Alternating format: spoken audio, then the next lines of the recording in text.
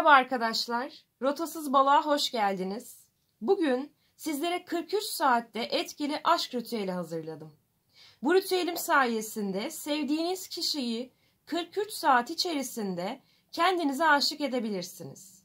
Yeter ki doğru bir şekilde tam konsantre olarak bu ritüeli yapın. Ritüelime geçmeden önce kanalıma abone olup bildirim zilini açarak gelecek videolarımdan anında haberdar olabilirsiniz. Ayrıyeten Instagram Rotasız Balık YouTube hesabımı da kişiye özel kodlanabilen enerji taşlarımdan ve bütün etkinliklerimden yararlanmak için takip edebilirsiniz. Aşk, tıpkı diğer duygularımız gibi biyolojik ve fizyolojik bileşenlerin etkisiyle ortaya çıkar. Aşkın başlangıcında beynimizde meydana gelen süreçler cinsel dürtü, romantik sevgi, bağlanma ve ödül sistemi tarafından yönetilir. Aşkın bilimsel bakış açısı ile değerlendirilmesi onu cansız, mekanik süreçlere indirgemez.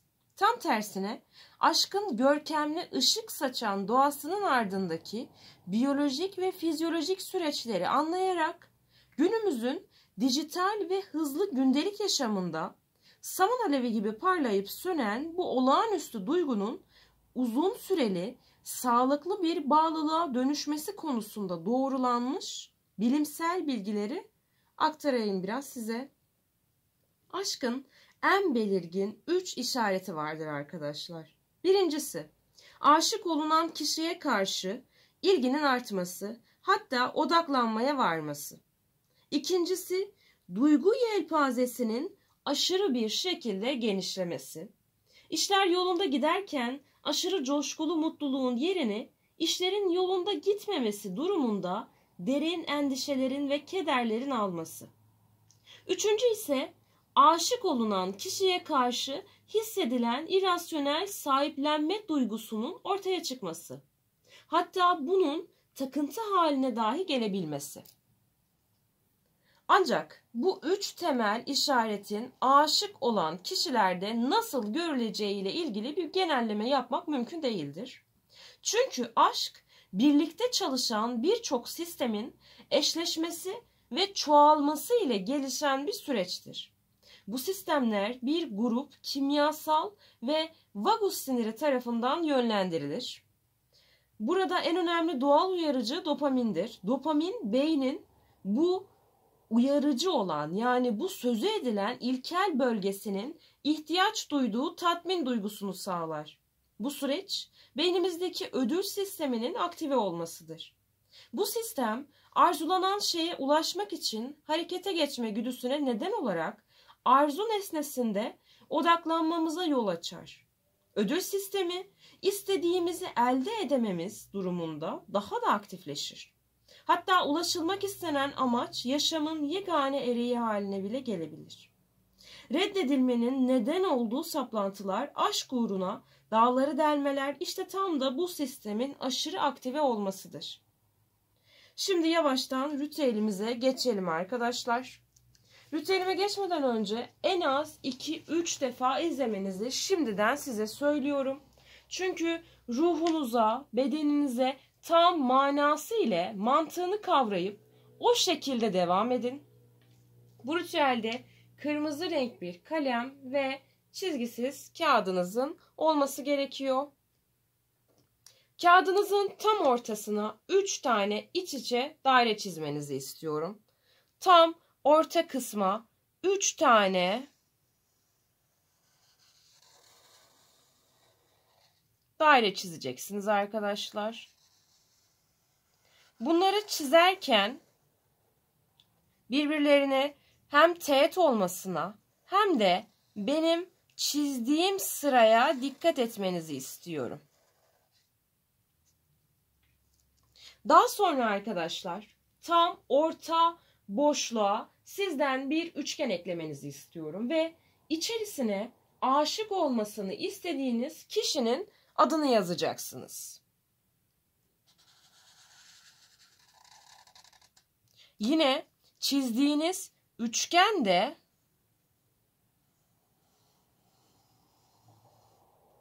teğet olacak.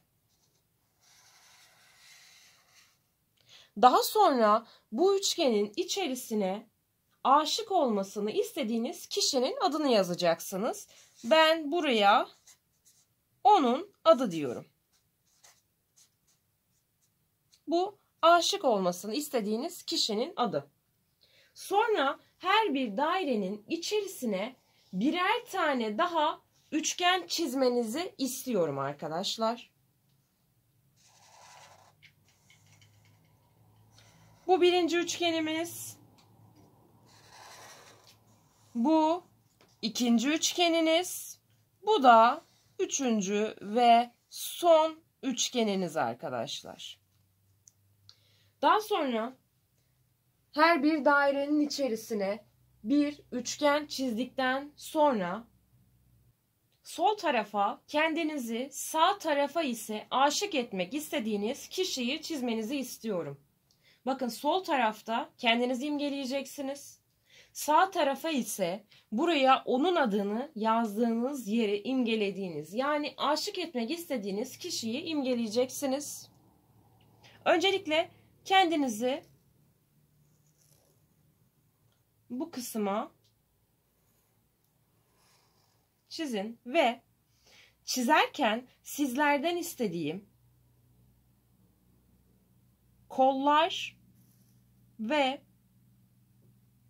bacaklar olarak imgeleyeceğimiz tüm uzuvlar 2 tane üçgen biçiminde ve ortadaki ana şeklimize dönmüş olarak çizeceksiniz. Sağ tarafa da aşık etmek istediğiniz kişiyi çizerken yine aynı şekilde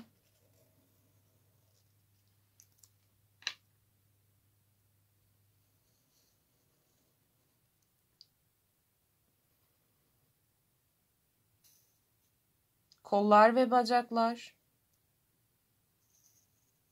ortadaki ana şeklimize dönmüş bir pozisyonda olacak. Eller ve ayaklar bu şekilde çizildikten sonra her dairedeki üçgenin içerisine aşk yazmanızı istiyorum. Bunlar zihninde ve zihninizde oluşacak olan kelime. Aşk ve aşk. Daha sonra arkadaşlar ortadaki üçgenden zihinlerinize bir bağ eklemenizi istiyorum. Ortadaki büyük, onun adının yazdığı üçgenden öncelikle sizin zihninize, daha sonra da onun zihnine bir bağ ekleyeceksiniz. Kafatası ile birleşmesi gerekiyor. Bu da yine aynı şekilde kafatası ile birleşmesi gerekiyor.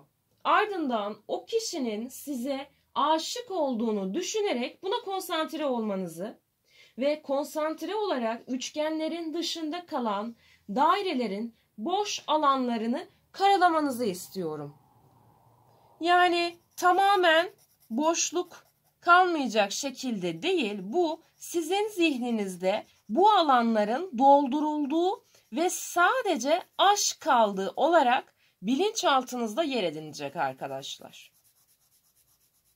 Aşk dışında hiçbir şey düşünmemek için bilinçaltında oluşması gereken görsel bu şekilde aşk dışındaki tüm alanlar karalanarak bir nevi öncelik sıralamasında ve onun sizde oluşan ilk hayattaki en değer verdiği şey haline gelebilmesi için sadece aşk yazısını göstereceksiniz.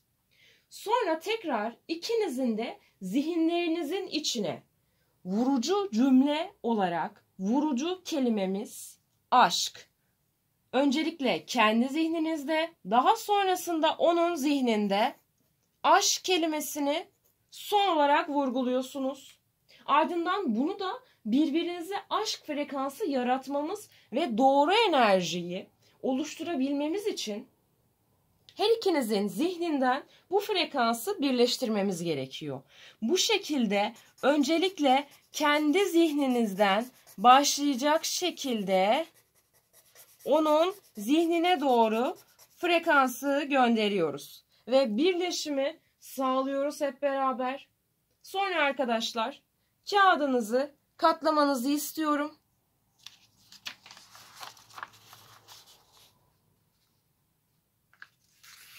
Bakın ritüeli yaparken odaklanmanız ve full konsantre olmanız çok ama çok önemli. Bazı kişiler maalesef ki odaklanma ve konsantrasyon sorunu yüzünden ritüelinde sıkıntı yaşayabiliyor. Bu tarz durumlarda da size önerim enerji taşlarından yararlanabilirsiniz. Enerji taşlarıyla doğru frekansı ve doğru enerjiyi ritüelinizin olmaması gibi bir ihtimali ortadan kaldırıyoruz. Çünkü onlar zaten otomatikman sizlerin konsantre olmasını sağlıyor. Son olarak ritüelimizde vurucu cümlemiz, son mottomuz bana aşıksın yazmanızı istiyorum. Bana aşıksın. Bu kağıdı 43 saat üzerinizde taşıyın. Kesinlikle üzerinizden çıkarmayın. 43 saatin sonunda çıkarın ve yakın. Küllerini de toprağa atın. Aklınıza takılan herhangi bir şey olursa yorumlardan sorabilirsiniz. Zaten biliyorsunuz arkadaşlar, elimden geldiğince bütün sorularınıza cevap vermeye çalışıyorum. Sizler de kanalıma abone olup bildirim zilini açarak gelecek bütün videolarımdan anında haberdar olabilirsiniz.